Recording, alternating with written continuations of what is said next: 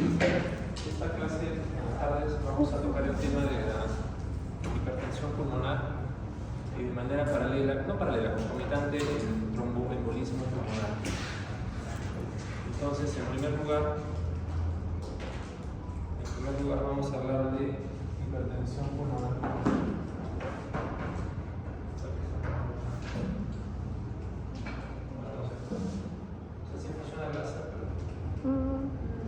Sí.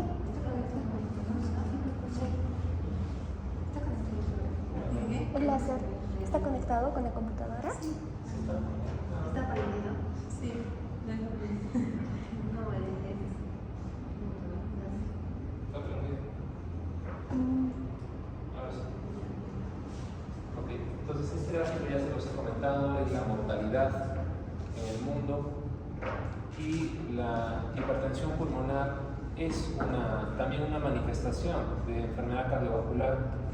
La hipertensión pulmonar tiene un lugar en todo esto y aproximadamente el dato es que 1% de la población mundial se considera que tiene hipertensión pulmonar. O sea, 1% es muchísimo, ya es bastante.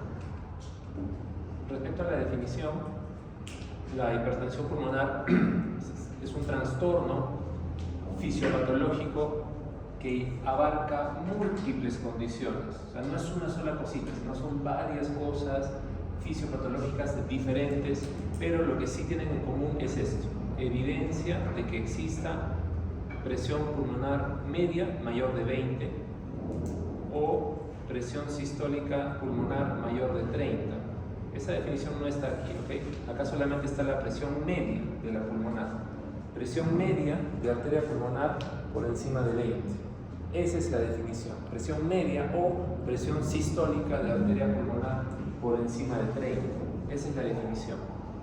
Hay subtipos que, como ven acá, se dividen en base a otras variables, como la presión capilar pulmonar en cuña, que hemos conversado en insuficiencia cardíaca y en hipertensión arterial, y las resistencias Woods, que es la resistencia vascular de la arteria pulmonar. En fin, no nos compliquemos con eso. Lo importante es la definición clara de hipertensión pulmonar. ¿Algo buenas tardes? Ya, ok, mañana 7:30, listo. Correcto, listo, excelente. Esto es un cuadro que habla acerca de la clasificación de hipertensión pulmonar.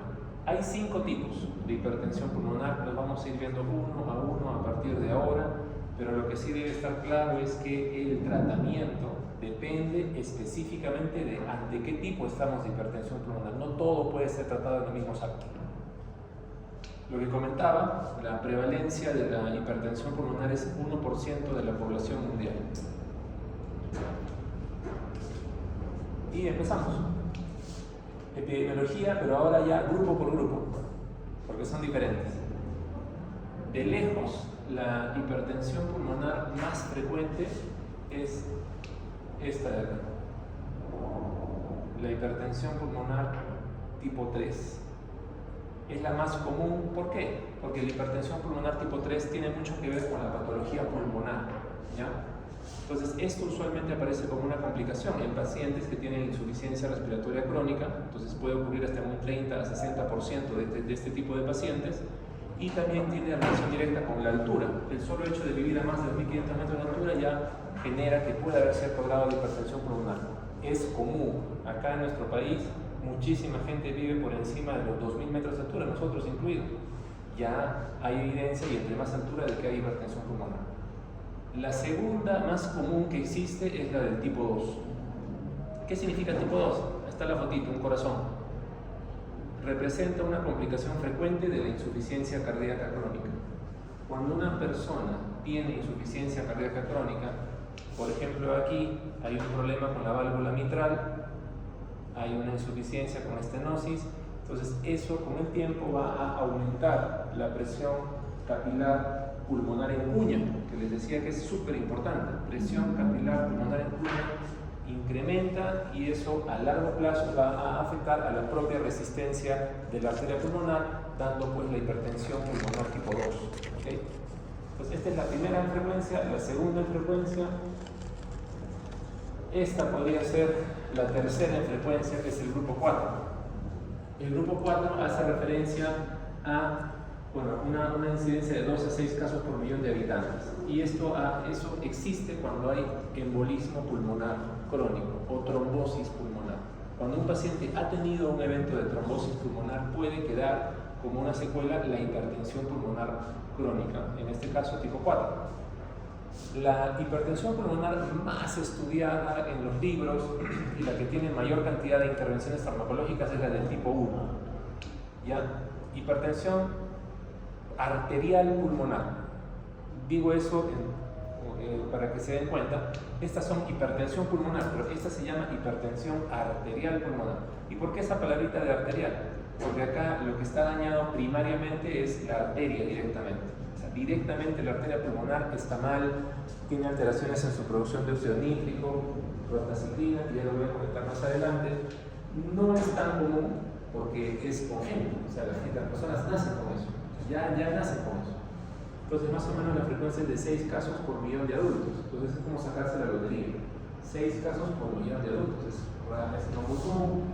Usualmente predominantemente afecta a individuos jóvenes, en su mayoría mujeres, y dentro de los subtipos que existen de hipertensión tipo 1, la más común es la idiopática, o sea, ni siquiera se entiende bien el mecanismo exacto que le está provocando. Entonces, esas son los tipos de hipertensión pulmonar y claramente les estoy comentando cuál es la más frecuente. ¿Ya? Perfecto. Este dibujito, bueno, qué pena que está medio arriba esto. Este dibujito es lo mismo, lo que acabo de decirles, pero acá está con dibujitos. Creo que cometí yo una equivocación. La más común es esta. Insuficiencia cardíaca es mucho más común que hablar de insuficiencia respiratoria crónica. Sorry, un error. Quitemos eso, entonces lo más común que tenemos es insuficiencia cardíaca y la complicación que es la hipertensión pulmonar. En segunda instancia, la insuficiencia respiratoria crónica. En tercera instancia, podría ser esta ya, la primaria o idiopática. Entonces, este gráfico es bonito, es un resumen, está con imágenes para que visualmente puedan captar la idea. ¿Ya? Y hablemos de tipo 5. La hipertensión pulmonar tipo 5 es más rara y es aquella que no entra en estos 4 bloques. O sea, acá están metidas enfermedades hematológicas, enfermedades sistémicas, algunas enfermedades autoinmunes que pueden también, por el hecho de tener un estado inflamatorio sistémico, llevar inflamación de la arteria pulmonar y hipertensión pulmonar. ¿Cuál es el problema de la hipertensión pulmonar? Como dice acá, la falla cardíaca derecha. O sea, ese es lo que va a producir y finalmente lo que va a producir también los síntomas que vamos a encontrar en los pacientes. Respecto a la fisiopatología, es un poco media fastidiosa y empezamos con la hipertensión pulmonar tipo 1. La tipo 1, reitero, es la más estudiada. ¿Ya?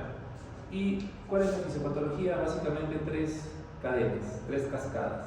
La número 1 es la cascada o la vía del óxido nítrico, la vía de las prostaciclinas y la vía de las endotelinas. Estos 3 caminos están alterados en la hipertensión pulmonar tipo 1, en el sentido de que hay fallas en la expresión del óxido nítrico, puede haber fallas en el funcionamiento de la prostaciclina y en la endotelina. Y curiosamente, estos 3 caminos son los lugares donde existen las intervenciones farmacológicas. Los fármacos actúan en estos distintos canales.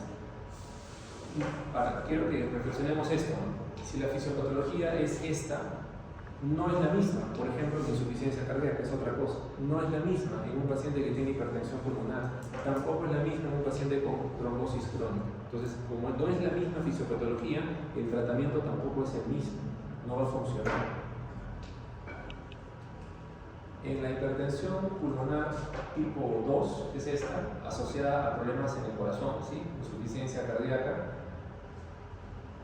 básicamente es la parte ya final del camino, ¿no? Los pacientes empiezan con insuficiencia cardíaca izquierda, la cual puede estar controlada sin ningún problema, pero la congestión pulmonar, que es pues el no tener un buen control o la propia progresión de la enfermedad, va a provocar poco a poco que aumente la presión capilar pulmonar en cuña, y ese aumento de la presión capilar pulmonar en cuña es la que va crónicamente alterando la estructura de la arteria pulmonar. Y esa alteración de la estructura es que se altera la íntima, se altera la adventicia, hay proliferación de células musculares a ese nivel y ese es el mecanismo, ¿no? Secundariamente, o sea, acá la arteria pulmonar es la víctima, ¿no? Entonces se va alterando secundariamente y de insuficiencia cardíaca izquierda pasamos a hipertensión pulmonar y pasamos a insuficiencia cardíaca derecha, ¿no? Left heart disease, right heart disease. Entonces esa es la secuencia. Cuando llegamos a esto, ¿qué significa? Insuficiencia cardíaca global, que también lo comenté, insuficiencia cardíaca global. En el caso de la hipertensión pulmonar tipo 3, el principal estímulo en este caso es la hipoxemia. La hipoxemia es un estímulo potente para la liberación de factor de crecimiento. Ese factor de crecimiento va a hacer que haya hiperplasia, ¿no? A nivel de la íntima y la media, eso altera la arteria, la pone más rígida, y también existe este factor, que es un factor inducible por hipoxia, así se llama. Hipoxia inducible factor. Este factor inducible por hipoxia, pues obviamente es estimulado por hipoxia y tiene la misma acción, provocar concomitantemente con el factor de crecimiento endotelial la activación de inflamación a nivel directamente de las arterias y endotelio pulmonar, ¿ya? Y respecto a la hipertensión pulmonar tipo 4, en la hipertensión pulmonar tipo 4 el problema es que ya hubo trombosis, y donde ya hubo trombosis quedan manchitas, secuelas. Esas secuelas o manchitas pueden ser, por ejemplo, que haya alteración de la vasa vasorum, que todavía quede pequeño material trombótico ahí en los lechos capilares, que haya lesiones en los capilares, tipo de hemangiomatosis, o que haya lesión en las arteriolas musculares. Entonces, imaginemos que tenemos una sartén muy bonita, ¿no? Donde cocinamos y no se pega la comida, pero si esa sartén la rayamos, esas rayitas es el lugar donde se va a seguir formando probablemente trombos crónicamente y donde ya se altera la formación principalmente de óxido nítrico. Entonces esa es la idea del mecanismo fisiopatológico de hipertensión pulmonar tipo 4. Claro, tipo 4. Y efectivamente hay relación directa entre menor capacidad vascular a nivel del pulmón. Este es un estudio de gammagrafía. Gammagrafía pulmonar es el mejor examen posible para ver la circulación pulmonar. Entonces, entre menos circulación pulmonar tengamos, entre comillas, directamente aumenta la cantidad de hipertensión pulmonar. Esa es la forma de documentar esto. Respecto al diagnóstico, lo más importante es esto: pensar, sospechar. Porque si no se sospecha, si ni siquiera se piensa, nunca lo van a buscar, no vamos a tener un diagnóstico. Entonces lo principal es tener sospecha. Y el segundo objetivo es identificar la enfermedad subyacente que puede estar provocando el problema.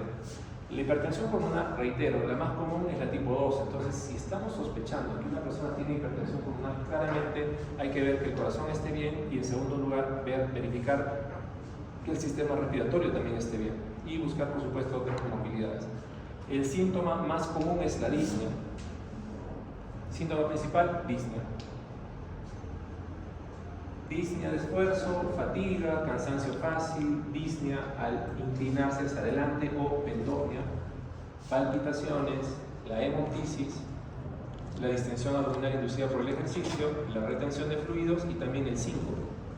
Entonces, esas son las formas como se puede manifestar hipertensión pulmonar, pero si esto existe es porque la hipertensión pulmonar ya es severa, probablemente ya es severa.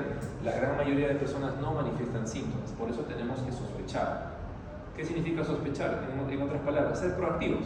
¿Tengo insuficiencia cardíaca? Correcto, proactivamente estoy siempre verificando los controles si hay hipertensión pulmonar. Es una persona que vive en la altura, proactivamente le hacemos un chequeo si tiene hipertensión pulmonar. Esa es la idea, ser proactivos.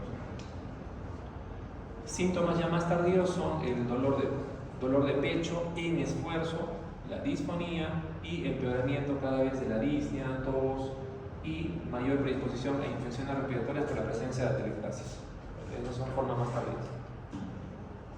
Respecto a la presentación clínica, es sencillo, no hay que memorizarse todo esto. Como siempre, el comentario es que todo se puede inducir, lo podemos dilucidar, y lo único que tienen que entender es eso. ¿Qué provoca la hipertensión pulmonar? Insuficiencia cardíaca derecha, ¿correcto? Y finalmente, ¿qué da la insuficiencia cardíaca derecha? Congestión sistémica, edema. cianosis también. ¿Por qué hay cianosis? Porque no hay una adecuada perfusión a nivel pulmonar. Vamos a tener tercer ruido. El tercer ruido aparece cuando hay disfunción diastólica, ¿no? Y acá se hace referencia a que vamos a encontrar tercer ruido predominantemente en el ventrículo derecho. Puede haber soplos también cuando hay hipertensión pulmonar. Usualmente esto se acompaña de insuficiencia de la válvula tricúspide y también de insuficiencia de la válvula pulmonar. Entonces, esos son los soplos: insuficiencia tricúspide, insuficiencia pulmonar predominantemente. ¿No? Y acá están los signos de congestión sistémica, hepatomegalia, citis, edemas.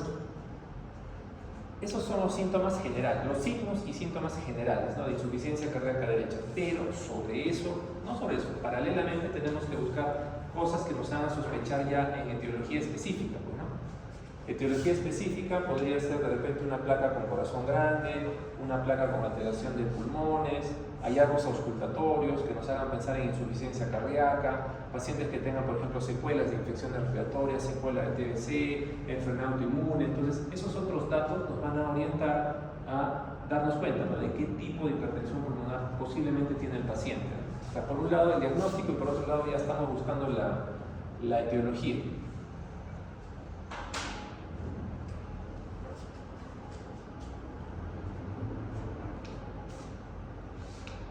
Perfecto, entonces lo que acabo de comentarles, siempre estamos en la obligación de buscar las enfermedades subyacentes que puedan provocar la hipertensión pulmonar, principalmente problemas en el corazón y en el pulmón.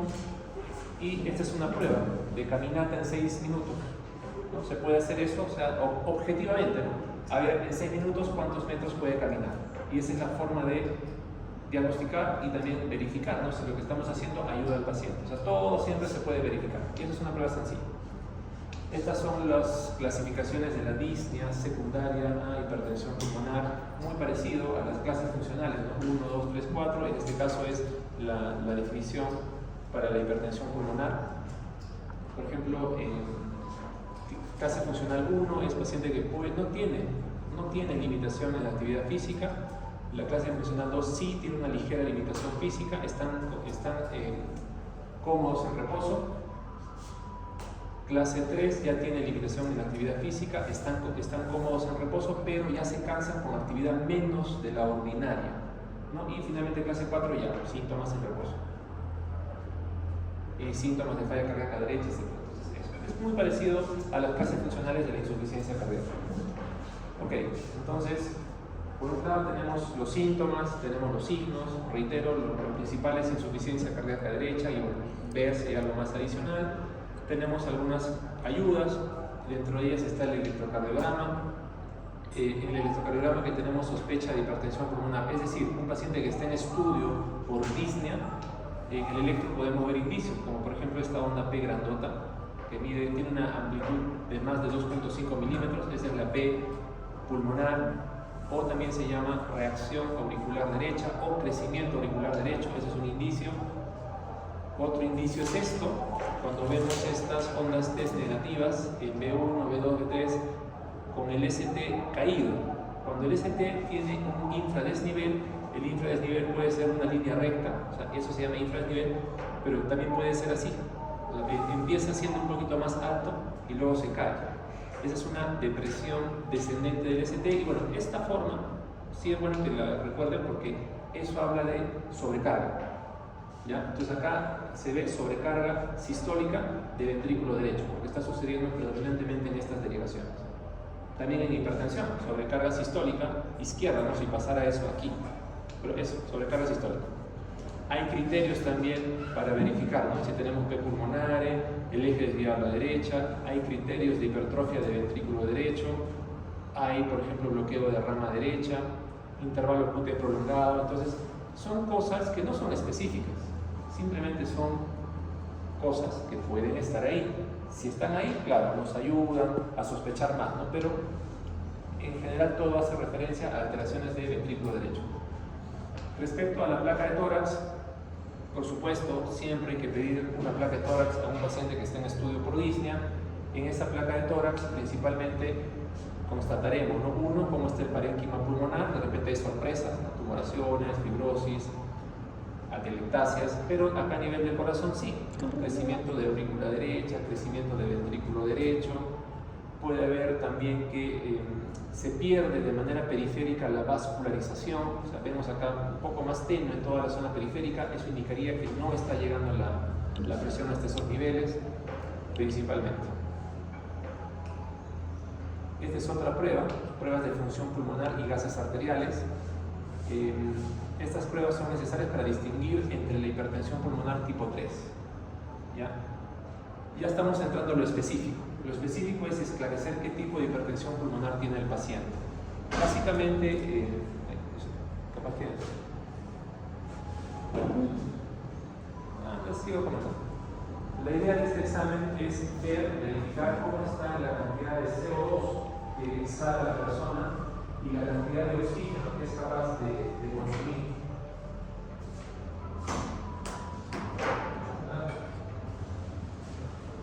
Entonces, estas pruebas son para medir funcionalmente cómo está el oxígeno que es capaz de consumir el cuerpo. O sea, ¿y qué significa eso? ¿No? Verificar que el pulmón capta oxígeno y que ese oxígeno entra a nuestro torrente circulatorio de manera efectiva.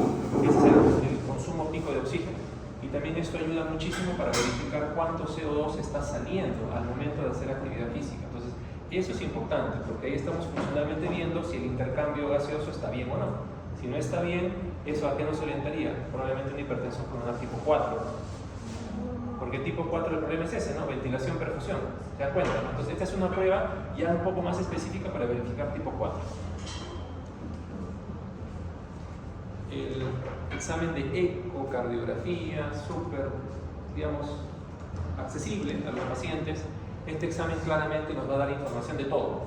O sea, por un lado nos da información de cómo está el corazón y si es que tenemos criterios para insuficiencia cardíaca izquierda, pero también nos va a dar idea acerca de cómo está el ventrículo derecho, el tamaño del ventrículo derecho, nos va a dar idea de cómo está la función sistólica del ventrículo derecho a través del TAPSE, si está grande la aurícula derecha en comparación a la izquierda, y también la evidencia de insuficiencia tricuspidia, si es que es importante o no. Y también esto del ecocardio nos permite ver cómo está la vena cava. La vena cava inferior tiene unas dimensiones, usualmente tiene un diámetro de menos de 2.1 centímetros y colapsa más del 50% cuando la persona inspira, es lo normal.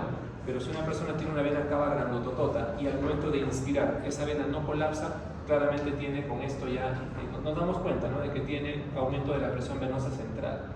¿Y para qué sirve esto con esto? Para medir cómo está la presión sistólica de la arteria pulmonar. Entonces el ecocardio sí nos puede dar ese dato, cómo está la presión sistólica de arteria pulmonar. Eso lo comentaba al inicio, ¿no? La definición es presión pulmonar media, lo formal, pero también sirve la presión sistólica de arteria pulmonar por encima de 30. Y eso se puede obtener con el ecocardio. Y también en el ecocardio cosas, ¿no? Falla cardíaca izquierda. En el ecocardio, ¿qué más podemos ver? Si hay trombos. O sea, a veces hay trombos en la aurícula derecha, trombos en el ventrículo derecho. Entonces, si hay trombos, es claramente un tromboembolismo pulmonar crónico, ¿no? Entonces, eso nos puede ayudar muchísimo. Este es otro examen. De igual manera, el examen de ventilación-perfusión. Este ya es un examen con imágenes, ¿no? El otro era funcional. No tenemos imágenes. Funcionalmente tenemos numeritos, ¿no? El CO2, el oxígeno. Acá ya tenemos imágenes acerca de cómo está la captación de oxígeno y de CO2 en el paciente. Y es un examen también que nos va a ayudar para detectar la hipertensión pulmonar tipo 4. O sea, si no hay perfusión es porque hay problemas claramente de que no llega flujo sanguíneo y ese es tipo 4. Otro examen, y este sí es bastante asequible, es la tomografía. Ahí están las imágenes de tomografía. He puesto esa bendita tomografía porque claramente se ve que hay muchísimo compromiso parenquimal pulmonar, o sea, tiene muchísimo. Entonces, si este paciente tiene disnea, nos damos cuenta que sí, que tiene signos de falla cardíaca derecha, le hacemos el bendito eco, sí, tiene hipertensión pulmonar, o si quieren le hacen cateterismo cardíaco, ya, entonces al buscar la causa nos damos cuenta que este es probablemente una tipo 3, porque tiene problema de hipoxemia crónica. Entonces, esa es la idea. Pero no solamente vemos pulmón, sino también el corazón. Acá se ve cómo está la arteria pulmonar, cómo está el diámetro de la pulmonar, ¿no? Se ve también si está grande el corazón derecho, o sea, también obviamente se ve el corazón. Esa imagen que están viendo ahí es una resonancia magnética nuclear del corazón, así se ve, súper fantástico, es la imagen más nítida que hay para poder verificar cómo está el corazón. Lo mismo nos va a dar esa información acerca de cómo está la estructura y función del ventrículo izquierdo, del ventrículo derecho, y también y nos va a dar también idea, ¿no?, de cómo están los diámetros de la arteria aorta y la pulmonar. Entonces eso, ante la duda, también se puede hacer. Y también es muy importante este examen para verificar si hay shunts. Como es una imagen de muy buena calidad, acá podemos ver si tiene CIA, CIB, PCA. Es una gran imagen, muy buena, bastante reproducible para verificar. Perfecto. También hay exámenes de sangre e inmunología.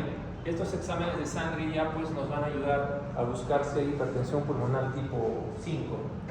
Tipo 5 era la que tenía múltiples causas, ¿correcto?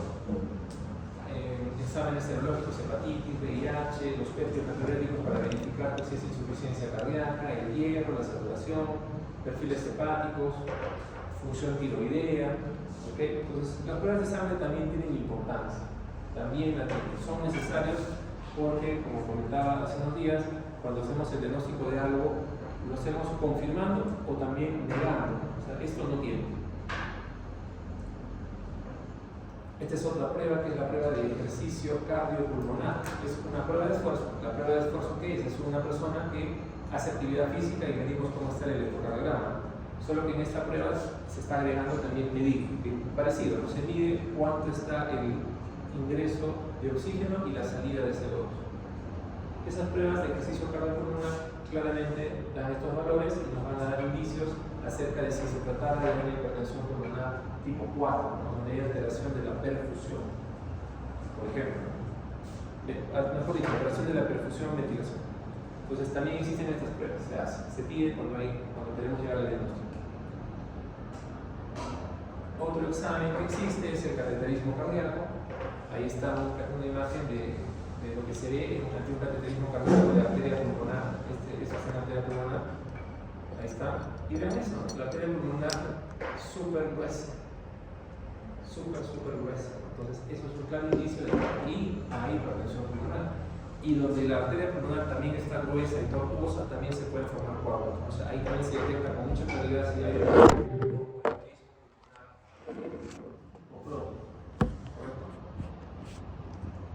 el cateterismo también es el examen gold estándar, como siempre, para obtener las presiones. Presión de vena cava, presión del ventrículo derecho, clarísimo cómo está la presión media de la arteria pulmonar, que es la definición de gold estándar de la hipertensión pulmonar. Presión capilar pulmonar en cuña, ¿no?, también, para ver si es un tema de insuficiencia cardíaca que está provocando todo. Entonces el cateterismo sí, por supuesto, importante, útil, claro que sí. Ahora sí viene lo curioso, los algoritmos para hacer el diagnóstico. Eso ya es la parte práctica, ¿no?, cómo hacer el diagnóstico de hipertensión pulmonar. Ok, entonces, lo primero es esto: sospechar, detectar y confirmar. Así funciona. Y no es mi opinión, así está en la guía clínica 2022, que es la última de manejo de hipertensión pulmonar. O sea, acá nada es mi opinión, todo es la guía clínica, que no dije. Entonces, primero es sospechar, a través de la historia clínica, el examen físico, de repente un electro, NT-proBNP y la saturación de oxígeno. Con esto nomás ya tenemos idea clara si se tratara de insuficiencia cardíaca o si se tratara de enfermedad pulmonar crónica. Entonces, vienen los dos caminos, ¿no? ¿Sospechamos en enfermedad pulmonar o sospechamos en enfermedad cardíaca? Esa es nuestra primera respuesta, ¿no? ¿Pulmonar o cardíaco? Si se trata de un tema más que todo pulmonar, correcto, ¿no? Exámenes de sangre, imágenes, todo, y vemos, ¿no? Ah, ya, sí es una causa pulmonar. Pero si no es claramente una causa pulmonar, ya hacemos las otras pruebas para verificar si fuera, por ejemplo, tipo 4, ¿no?, embolismo pulmonar crónico, o tipo 5. La idea es esa, no nos enredemos, sospechamos hipertensión pulmonar. La primera pregunta es: ¿hay problema cardíaco o hay problema pulmonar? Si la respuesta es no, ya, seguimos investigando. Exámenes de sangre para ver si es algún tipo 5, o de repente ventilación, perfusión, o una imagen más nítida, ¿no?, para ver si tiene tromboembolismo pulmonar crónico. Más o menos esa es la secuencia, ¿ya? Y si se dan cuenta, con esa secuencia estamos pasando pues por los 5 tipos, ¿no?, de hipertensión pulmonar. Ahora, respecto al tratamiento, hay muchas pastillitas y a la gente, a los doctores, les gustan las pastillas, pero no siempre. O sea, esto es para hipertensión tipo 1, nada más. hipertensión pulmonar tipo 1 es la más estudiada, ¿ok? Y al decir estudiada es la que tiene pues, mayor cantidad de fármacos con estudios clínicos que sí demuestran que ayudan, ¿ya? Bloqueadores de canales de calcio, antagonistas del receptor de endotelina, inhibidores de la fosfo-5-diesterasa, análogos de prostaciclina, agonistas del receptor de prostaciclina, estimulantes de la monohidrato ciclasa. Todos estos de acá, por ejemplo, actúan en un solo eje, que era del óxido nítrico. Prostaglandinas era otro eje, ¿no? Entonces ahí están, esos tres pilares que comentaba al inicio, esos tres pilares, ahí están. Medicamentos que actúan sobre esos tres pilares. Tres pilares que claramente sí están reconocidos en hipertensión pulmonar tipo 1. Pero, ¿qué pasa con la hipertensión pulmonar tipo 2? Hipertensión pulmonar tipo 2, no se olviden, es el corazón. El corazón, pues ahí eso no funciona. No funciona. No va a funcionar necesariamente. Es más, les comenté en la clase de insuficiencia cardíaca. ¿Qué pasa si a un paciente le damos sildenafilo, litiazem, ¿no? Hasta eso inclusive le puede empeorar la insuficiencia cardíaca.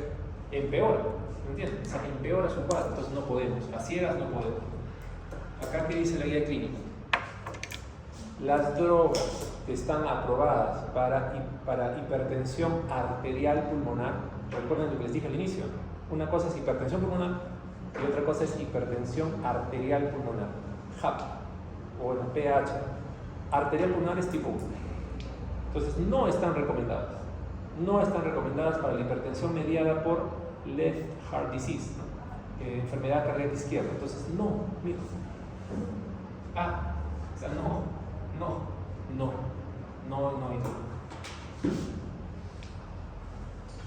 Lo que hay que hacer acá es tratamiento de insuficiencia cardíaca. Punto final. Es enfermedad isquémica, tratemos la isquemia. Es valvular, reemplaza la válvula. ¿Okay? Tiene arritmias, trata la arritmia. Punto. Es todo. Hay que priorizar el tratamiento de la insuficiencia cardíaca. Nunca habrá que dar, por favor, estas cosas, porque ya saben, al contrario, esto puede empeorar, ¿ya? Entonces, eso lo dejo súper claro. Listo. Hipertensión pulmonar tipo 3. Tipo 3 es insuficiencia respiratoria crónica, daño pulmonar, hipoxemia crónica, correcto.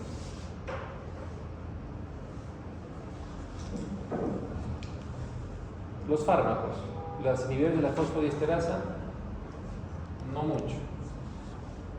No. O sea, fármaco no. El uso de medicación, acá está.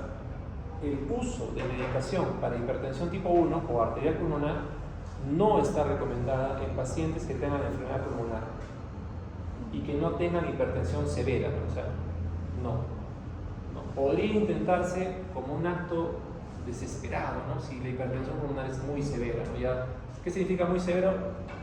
Que la presión sistólica de la arteria pulmonar sea por encima de 64 milímetros. ¿Me entiendes? O sea, nuestra presión sistémica es 90 y este está en 64. Eso ya es malo, podría ser que se intente, pero sin mucha evidencia. Lo real, lo que hay que hacer en estos casos es, en los pacientes se recomienda optimizar el tratamiento de la enfermedad pulmonar subyacente. Oxígeno, antibióticos, vacunas, inhaladores, ¿no? Eso es lo que hay que hacer. ¿Ya? Eso es lo que hay que hacer. No, como ven acá lo he puesto en rojo porque no funciona, al contrario podemos empeorar. En la hipertensión pulmonar tipo 4. Tipo 4 significa tromboembolismo pulmonar crónico, ¿correcto? Acá está. Existe indicación off-label, o sea, fuera de estudio, de los medicamentos para hipertensión tipo 1 en pacientes que sean sintomáticos. Indicación 2B, o sea, off-label, o sea, no tiene estudios, queda como al juicio del clínico. Podría ser, sí, ante de repente una hipertensión pulmonar muy severa, ¿no? Reitero, o sea, si es severo, puede intentarse, claro, estamos tratando de ayudar al paciente, pero no tiene mucha evidencia. Eso es lo que dice acá. ¿Qué es lo que toca hacer en estos casos? Anticoagulación, bien. Anticoagulación por el resto de la vida. Anticoagulación toda la vida. Entonces se tiene que dar, y esa es indicación clase 1. Se podría dar o hacer pruebas para síndrome antifosfolípido. Recordar que el síndrome antifosfolípido es un estado protrombótico. Entonces, si alguien tiene hipertensión pulmonar tipo 4 y tiene trombosis crónica, paréntesis, ¿no? Busquemos causas de trombofilia secundaria, ¿no? Hay enfermedades que son un estado protrombótico, entonces habría que buscarlas y tratarlas, ¿me entiendes? Eso. Síndrome antifosfolipídico. Si fuera este el caso, se debe anticoagular inclusive con warfarina, principalmente. Y bueno, sí está indicado el uso de Ríos y Watt en pacientes que tienen hipertensión persistente o recurrente, después de indicar la anticoagulación. Entonces, ese es el resumen. Hipertensión pulmonar tipo 4, ¿qué hay que hacer? Prioritariamente anticoagular. Y en segundo lugar, buscar algún estado protrombótico para encontrar y tratar. Es lo que habría que hacer en esos casos. ¿Se les ocurre algún estado protrombótico? No, bueno, en fin, no, yo les digo. Un estado no, sino que, a ver, está genial, me gusta. Participo, eso es buenísimo. Pensemos esto. Hay una cosa súper común y que genera estados de trombofilia secundaria. Esa cosa súper común. La voy a poner acá. La voy a poner acá. Es esto, el cáncer. El cáncer es un estado protrombótico. Muchas personas no tienen diagnóstico de cáncer, miren, no tienen diagnóstico de cáncer, pero tienen una trombosis no provocada. ¿Me entienden ese término? Trombosis no provocada. Trombosis provocada, pues, herida, inmovilización, ¿correcto? Pero no provocado. ¿Qué significa? Que no hay inmovilización y hacemos las pruebas estándar y no hay, pues, algún motivo, ¿no? Es no provocado. Esos no provocados pueden ser sin ningún problema una primera manifestación de cáncer. Bien, entonces, inclusive lo que quiero llegar es tipo 4, ¿no? Anticoagular todo, pero por si acaso no busquemos estado protrombótico secundario, en paréntesis, también busquemos cáncer. Puede haber. A eso quiero llegar. ¿Me acuerdan? O sea, siempre hay que filosofar, pensar muchas de las opciones. Y es común el cáncer. ¿Okay? Entonces, ese es el tipo 4. Y en el tipo 5, como comentaba, son ya causas ya fuera de lo común, inusuales, como los desórdenes hematológicos, las talasemias, cáncer, mira, leucemia mieloide crónica, ahí está. Desórdenes sistémicos, desórdenes metabólicos, la falla renal crónica, mira, falla renal crónica, y los tumores pulmonares, microangiopáticos y la mediastinitis fibrosítica. Entonces acá, mira, acá están ya un poquito más metidos los cánceres, pero como verán el tratamiento es complicado, ¿no? O sea, en esto el tratamiento es complicado, ya no es que le doy anticoagulación, no puedo, porque si tiene cáncer va a sangrar. Le quiero dar diltiazem, esas cosas, no hay evidencia, no va a funcionar. Entonces ya es un poco más difícil. Este video que están viendo acá es un video de una ECMO, eso sí les comenté, creo, ECMO. No les he dicho, ok. Eso. Esta máquina es una terapia de soporte, es un soporte, ¿ya? Un soporte hemodinámico y ventilatorio. ¿En qué sentido? Hay algunas veces un paciente que tiene tan comprometida la función pulmonar, o sea, está tan dañado su pulmón, imaginemos un COVID súper, ultra severo, compromiso de 100% de pulmón, ¿ya? Imaginemos eso, ¿no? Entonces la única forma de que esa persona viva es introducir oxígeno directamente a la sangre, ¿no? Y eso hace esta máquina, es una oxigenación por membrana. La sangre sale a un dispositivo, el dispositivo ingresa el oxígeno a la sangre y esa sangre oxigenada entra. Una terapia de soporte, ¿no? Tanto ventilatorio como circulatorio, ¿cierto? Puede usarse, ¿no? Ante un paciente que por ahí tenga una hipertensión pulmonar refractaria, ¿ya? Puede suceder, se hace esto mientras se busca el tratamiento definitivo de la causa, ¿no? Ejemplo, paciente con tromboembolismo pulmonar, que es masivo, ¿no? Terrible, súper masivo. Por más que le demos fibrinolíticos, por más que demos anticoagulación, eso va a demorar, ¿no? Y el paciente puede morir. Entonces, en un centro avanzado se le coloca el dispositivo de asistencia mientras la anticoagulación pues, está ahí durante días o de repente unas cuantas semanas eliminando los coágulos hasta que esto ya se va retirando. ¿Se dan cuenta? Entonces, las terapias no solamente son pastillitas, no solamente es anticoagulación, sino también tenemos las terapias de soporte, ¿no? el soporte, en este caso, de ventilación y circulación ECMO. Respecto a la evolución y pronóstico, o sea, todo paciente con hipertensión pulmonar hay que estratificar su nivel de riesgo. Hay que estratificar nivel de riesgo. Estas son las condiciones que están asociadas a bajo riesgo. Bajo riesgo significa que va a morirse por cualquier cosa menos de la hipertensión pulmonar, pero alto riesgo sí, o sea, implica seguimiento, implica explicar al paciente que inminentemente pues, se puede complicar a pesar de las intervenciones. No todos vamos a tener acceso a un trasplante cardíaco o un trasplante de corazón-pulmón, o sea, son cosas que existen pero no hay, ¿no? Entonces también eso hay que explicar claramente al paciente. Inclusive, bueno, hemos llegado a un límite en el cual tenemos que pensar en cuidados paliativos, ¿no? Y eso claramente tiene que explicarse también. Sí, se tiene que explicar. Y eso pueden hacerlo con estas ayudas, ¿no? La estratificación de riesgo. Ya les comenté, con otro dibujito, para que no han visto este dibujito, la última cosa que se puede hacer en hipertensión pulmonar es el trasplante pues, de pulmón-corazón, solo que en nuestro país solo tenemos 2 donantes por millón de habitantes, en comparación a Europa que hay 40 donantes por millón de habitantes, o sea, no hay casi donantes, no hay esa cultura, y de todos los órganos, el corazoncito y el pulmoncito son los que menos se donan. Ahí está. En el año 2016, que es un dato de ese año, en nuestro país solamente se intentó hacer esto, ¿no? 4 donaciones de pulmones y de corazón. Punto final. Entonces es difícil, ¿ya? Bueno, por eso hay que explicar eso bien y si entramos a cuidados paliativos, hacerlo.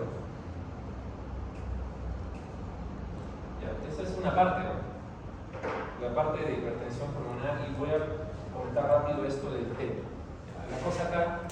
La cosa del TEP es que sepan pues, cómo darse cuenta, sobre todo eso, cómo darse cuenta y tratarlo es fácil, anticoagulación. Ok, entonces hay muchas cosas que pueden provocar TEP y eso está en este cuadro. Cosas que pueden provocar TEP. Cualquier situación, por ejemplo, que genere éxtasis sanguíneo o un estado protrombótico secundario puede darnos TEP. Varices, embarazo, obesidad, la poscirugía, ¿no? Persona que ha estado en cirugía reciente, la edad avanzada, la inamovilidad, la diabetes mellitus, estar en cama más de 3 días, son cosas que aumentan la probabilidad algo.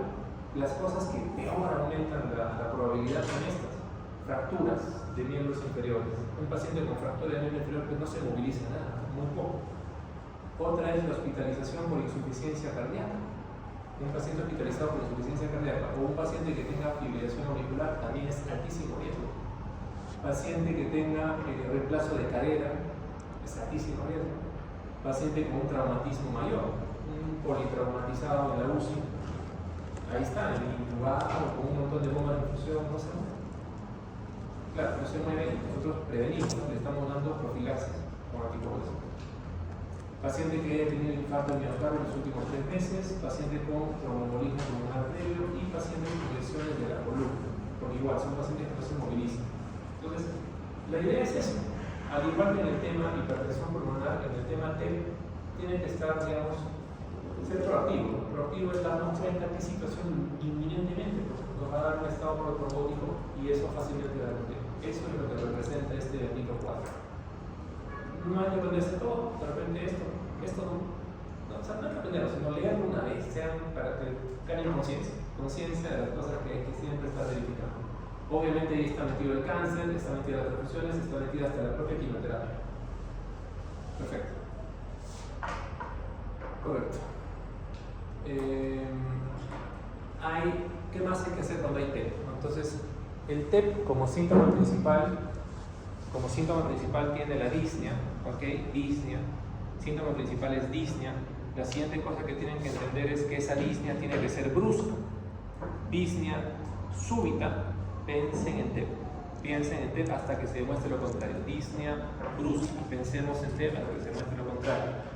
Disnea en un paciente que no tenía disnea, pero tenía esto, pensemos en TEP. ¿Entienden? Así funciona, sospechar. Así funciona, sospechar. Entonces, una vez que ustedes están sospechando, tienen que aplicar luego una herramienta, ¿no? Para que validen su sospecha. Y esa herramienta son unos scores. Tenemos el score de Wells, tenemos el score PESI. Son scores que en base a las variables, ¿no? Edad, inamovilidad, si tiene signos de insuficiencia venosa, nos va a dar un puntaje de probabilidad baja, moderada o alta de TEP. Entonces es lo que hay que hacer. Ustedes sospechan y su sospecha la confirman aplicando una de esas escalas de probabilidad clínica, clinical probability. Entonces esa es la primera parte que tiene que estar clara. No es difícil. Punto 1, sospechar. Ya saben, esto es su principal herramienta para sospechar y sus escalas. ¿Ok? Esa es la primera parte. Con eso ya sospechan, ya están sospechando. Y antes de hablar del tratamiento, vamos a hablar de esto. Esto es más directo. Entonces, sospecha, juicio clínico y regla de predicción. Juicio clínico, sospechar, ¿no es cierto? Y predicción son las escalas. Entonces, si la escala sale alta, high, de frente hay que hacer una angiotensia pulmonar. O sea, sin bromas, hay que hacer angiotensia pulmonar y la angiotensia pulmonar va a confirmar. Y si confirma, tratamiento. Y si la angiotensia sale que no hay nada, correcto, es otra cosa. Disfria respiratoria aguda del adulto, neumonía, insuficiencia cardíaca, pero para eso sirve su escala, para que ustedes rápidamente procedan con hacer una angiotensia pulmonar, porque ese es el examen gold estándar acá y es el que tenemos acceso, ¿entienden? Ya. ¿Qué pasa si la probabilidad es baja o es moderada? ¿No? Pero nosotros igual sospechamos, ¿no? Paciente que ha salido de sala de operaciones, tenemos la duda, entonces hacemos dímero D. El dímero D puede ser positivo o puede ser negativo. Recordar que el dímero D tiene un valor predictivo negativo muy importante, ¿no? O sea, si esta cosa sale negativa, se acabó, no es. Entonces, si tienes un paciente con disnea y sale dímero D negativo, no tiene TEP. Pero la realidad es que el dímero D sí suele salir positivo la mayor parte de las veces. ¿Ok? Si sale positivo, lo mismo, se hace una angiotensia pulmonar y con eso se confirma o se niega el diagnóstico. Entonces, se dan cuenta que es súper fácil.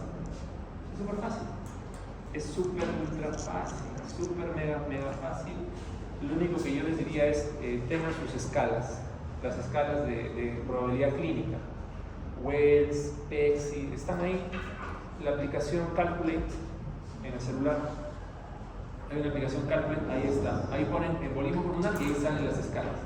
Salen escalas para probabilidad clínica y también salen escalas de severidad para ver si este paciente tiene TEP e inclusive es de alto riesgo. ¿Para qué quieren saber eso? Para el toque, pues UCI, por favor, mi paciente está más o menos, pero ya mejor lo van ingresando, ¿no? Para hacerlo mejor. Correcto.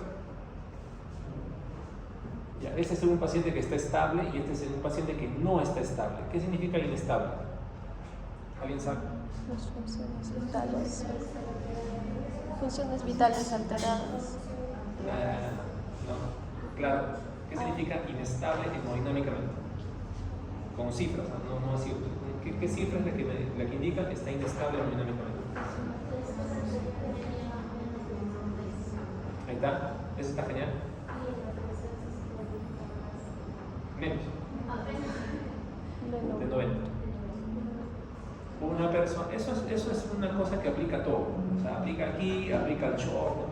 ¿Quién está inestable? Presión sistólica menos de 90 o presión media menos de 65. Si alguien tiene eso, está inestable. ¿Me entienden? Es así, es preciso, es claro, ¿ya? Ustedes no pueden tener nebulosa, tiene que estar claro, ¿sí o no? ¿Ya? ¿Sí o no? ¿Ya? Sí. Si está inestable el paciente, la indicación sería hacer una ecocardiografía en la cama. ¿Ok? ¿Por qué una ecocardiografía en la cama? Si un paciente está inestable y tiene disnea brusca, bueno, más que disnea, olvídense de la disnea, un paciente está inestable, si está inestable puede ser que esté en shock, ¿no es cierto? ¿No es cierto? Está en shock. ¿Ok? El TEP, ¿qué tipo de shock puede provocar? Obstructivo. Esa es la cosa, me gustó muchísimo, un shock obstructivo. Entonces, el TEP puede dar un shock obstructivo. Entonces sí estaríamos en obligación de hacer un ecocardio para verificar si ese paciente está inestable por un shock obstructivo. Porque puede ser otra cosa, ¿no? Hipovolémico, cardiogénico, distributivo. Entonces, esto va a servir para decir que el paciente está con un shock obstructivo. ¿Ya? Ya, ok. Y ese shock obstructivo se va a acompañar de ¿qué? De disfunción del ventrículo derecho. O sea, un TEP agudo no le da tiempo al ventrículo derecho a adaptarse. Entonces, vamos a encontrar claramente que tiene disfunción del ventrículo derecho. Si eso es así, procedemos a hacer el angioten otra vez, ¿no? El angioten inmediatamente. Entonces, acá lo único que varía es esto, meter la ecografía antes. Es lo único que varía, o sea, bueno, lo mismo, solo que acá está metida lo de la ecografía antes para verificar que no haya otras causas inminentes de shock, ¿ok? Pero al final, todos los pacientes van a llegar a la angioten pulmonar. Esa es la idea del diagnóstico. Entonces, es fácil, ¿ok? Es sencillo, es fácil. Reitero, piensen en TEN en un paciente con disnea súbita, se acabó, disnea súbita, o una persona estable que bruscamente se descompensa. Sí hay que pensar en TEN, siempre y cuando tenga algo de esto. O sea, este cuadro también lo puse porque es súper importante, esto, o sea, eso es vital, vital, vital. Ok, respecto al tratamiento, si el paciente está inestable, ok, se hace el ecocardio, como hemos leído, y hay que anticoagularlo. Se anticoagula con heparina no fraccionada. O sea, se coloca un bolo de heparina y luego se pone infusión de heparina, sin retraso. Si el paciente no tiene inestabilidad hemodinámica, perfecto, anticoagulación. Esa anticoagulación ya podría ser con otra cosa, ¿no? Ya no necesariamente una infusión de heparina, sino ya enoxaparina, que son inyecciones, o inclusive pastillitas. No warfarina, por favor. No warfarina porque esa demora en actuar, ¿no? Le damos los anticoagulantes orales directos. Ahí sí tienen indicación, se dan unas dosis que son inclusive mayores a lo convencional por una semana, luego ya baja, ¿no? Pero se da. Inclusive se da por vía oral. Perfecto. El dímero D, claramente el mensaje es valor predictivo negativo. Si sale negativo, genial. Si sale positivo, estamos en lo mismo. Vamos a tener que llegar a un angioten pulmonar. Correcto. Ya. Angioten pulmonar. CT scan de pulmón. Se recomienda para rechazar el diagnóstico de embolismo pulmonar. Para rechazar si es que el paciente tiene aparentemente sospecha. Hay que hacerlo, necesariamente. Y si es que estamos ante un paciente crónico, o sea, crónicamente tiene disnea y sobre esa cronicidad queremos buscar si tiene TEP sobreagregado, ahí sí vale la pena hacer una gamografía de pulmones para ver ventilación pulmonar, ventilación perfusión. Hay pacientes crónicos, hay pacientes que tienen insuficiencia cardíaca y además tienen fibrosis pulmonar y además tienen cáncer. Hay gente así. Y sobre esa cronicidad pueden hacer TEP sin ningún problema. Entonces ahí sí la misma tomografía no nos va a ayudar, porque la tomografía va a decir tiene corazón derecho grande, tiene fibrosis pulmonar, tiene arterias pulmonares engrosadas. No ayuda mucho, ¿no? Entonces esto sí. En esos casos ya un poco más difíciles. ¿Por qué? Porque esto implicaría anticoagular a un paciente que ya de por sí es de alto riesgo, ¿no? Viejitos, enfermedad renal. Entonces tenemos que sustentar bien por qué vamos a anticoagular al paciente. Ese es el objetivo. O sea, bueno, examen para sustentar el tratamiento que le vamos a dar al paciente. Correcto. Estas son las escalas. Las escalas para valorar si el paciente tiene alto riesgo o no. Y la escala PESI es para valorar la severidad. O sea, tenemos TEP, ok, le hacemos PESI para verificar severidad, ¿no? ¿Para qué queremos saber severidad? Para, claramente, ¿no? Estar preparados para ir a una miopía de monitorización intensiva. Esos son los... Ah, ya, correcto. Este cuadro también es curiosito, porque este cuadro es para tratar insuficiencia cardíaca derecha. No es igual insuficiencia cardíaca izquierda que derecha, son muy diferentes. Si un paciente tiene insuficiencia cardíaca derecha por TEP, por sepsis, por toxicidad, por cáncer, por lo que quieran, el manejo es este. Siempre que haya o infarto del ventrículo derecho, el manejo es este. Se da líquidos cautelosamente, usualmente en pequeños bolitos de menos de 500, se da lentamente en 15 a 20 minutos.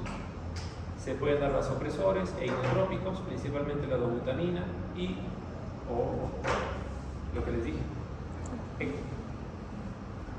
dando tiempo al paciente, dando tiempo a que pueda recuperarse de lo que tiene. Entonces, esto también es una terapia. Por eso puse el videito que es curiosito, para que conozcan cómo es esa cosa. Correcto, y estos son los fibrinolíticos, ¿no? ¿A quién hacemos fibrinolítico? A un paciente que tiene un TEP con inestabilidad hemodinámica. O sea, si claramente es TEP y está inestable, ahí, claro, heparina ayuda, ¿no? Pero más rápido que heparina, esto. RTPA. Alteplase. Alteplase, 100 miligramos en 2 horas. Punto final. Sencillo. Cada ampolla de alteplase viene de 50 miligramos. Cada ampolla de alteplase cuesta 2.500 soles. Es tu vida. ¿Me entiendes? Es tu vida. O sea, si no te ponen eso, te puedes morir. ¿Me entiendes? Si no le ponen eso, se muere. O sea, así es. Así es. No, es que no se sorprendan. O sea, va a pasar. No, que muy caro. Es tu vida. Ni modo, es tu vida. Sin eso, la probabilidad que muera puede ser más alta, ¿no? ¿Me entiendes? Entonces, ni modo. Pero así es. Entonces acá se ponen las 2 ampollas juntas en 2 horas, lentamente. Listo. Genial. Eso está bueno. Si alguna vez se va a hacer este tratamiento trombolítico, sea para ACV isquémico, sea para infarto ST elevado, o sea para TEP, siempre esto. No es que se emocione, o sea, no hay que emocionarse nunca, nunca. Por más que tenga indicación, no, nunca hay que emocionarse, porque puede ser que tenga alguna contraindicación absoluta, un ACV reciente, una neoplasia del sistema nervioso central, que haya entrado a cirugía hace poco, ¿entiendes? Y si le ponemos esto, empieza a sangrar por todo lado y se muere por esto. Entonces nunca hay que emocionarse, siempre tienen que trabajar claramente, ¿no? Evidencia a favor, evidencia en contra, esa es la idea. Y lo que da la práctica es eso, ¿no? La experiencia de que ya más o menos ya yo sé que esta cosa había sido ahí, ¿no? Eso da la experiencia, ¿no? Pero siempre al inicio es con esto, ¿no? Las tablitas. Correcto. La anticoagulación siempre debe ser más de 3 meses. O sea, cuando una persona tiene trombosis en las piernas, se da anticoagulación por 3 meses más o menos en las piernas, pero en el caso de TEP no puede ser 3 meses, tiene que darse más, e inclusive a veces es indefinido. O sea, si un paciente tiene diagnóstico de hipertensión pulmonar tipo 4, la anticoagulación es indefinida. Como les dije, ¿no? El paciente inició con un TEP, no provocado, supuestamente no provocado, porque no tiene varices, no tiene nada. Investigamos en los meses siguientes y nos damos cuenta que tenía una neoplasia. Correcto, ¿no? Va a tener que quedar anticoagulado para siempre, porque ya le dio, se dan cuenta, así funciona. Esto es flexible, o sea, no es que es rígido, ¿no? Es flexible, puede cambiar en el tiempo. Hay gente, y he conocido, pero les cuento ya lo último, esto es medio complicado, perdón. Les cuento lo último, un paciente joven, 35 años. 35 años, hizo trombosis venosa en la pierna cuando tenía 30 años, hizo trombosis para los 30 años, llegó al hospital, había trombosis, anticoagulación, chao. Todo bien, listo. Pasaron 2 años, hizo otra vez trombosis en la pierna, otra vez anticoagulación, que no sé qué, que sí, usted seguramente trabaja mucho tiempo de pie. Explicaciones sencillas. Pero pasaron 5 años, hizo TEP. ¿Ok? Hizo TEP y en ese contexto de TEP ahí se le pidió pruebas, ¿no? Pruebas para verificar un estado protrombótico secundario. Todo, lo que quiera. Salió que ese paciente tenía déficit de proteína S. Tenía eso ya, déficit de proteína S. Se le dio anticoagulación, ¿no? Por un tiempo, llegó la pandemia, el paciente se perdió. Y el paciente no se le explicó qué había salido en sus exámenes. O sea, el paciente pensó que ya, pues no, como las otras veces, por un tiempo y chao. ¿Entienden? Regresó hace unos 3 meses al hospital donde yo estaba, otra vez con TEP. Otra vez con TEP, ¿me entienden? Otra vez con TEP. Y había, o sea, había la duda, pues no, como yo lo hice, no lo conocíamos al paciente, entonces buscar causas secundarias, el paciente no, ahí ya le han hecho las pruebitas, se sacó su fajo de pruebas y ahí salía, pues déficit de proteína S. Entonces, ¿por qué comento esto? No? Hay que investigar siempre. Cuando es no provocado, hay que investigar, hay sorpresas. Él es joven, tiene déficit de proteína S. Eso es hereditario, sus hijos pueden tener. Punto 1, punto 2, falló la educación. O sea, se llegó al diagnóstico. O sea, en su papel decía déficit de proteína S, pero nadie le explicó que tenía que anticoagularse el resto de su vida. Eso falló y se ha podido morir. ¿Me entienden? Por no decirle eso, se ha podido morir porque ese señor es camionero, maneja camión, y qué tal si le da en el camino y se muere. ¿Me entienden? O sea, tiene muchas implicancias. Tiene muchas implicancias, es un caso real. Y así como ese hay muchísimos. No hay que subestimar. Bueno, esa es la cosa del tema. ¿Alguna duda? ¿Alguna cosa?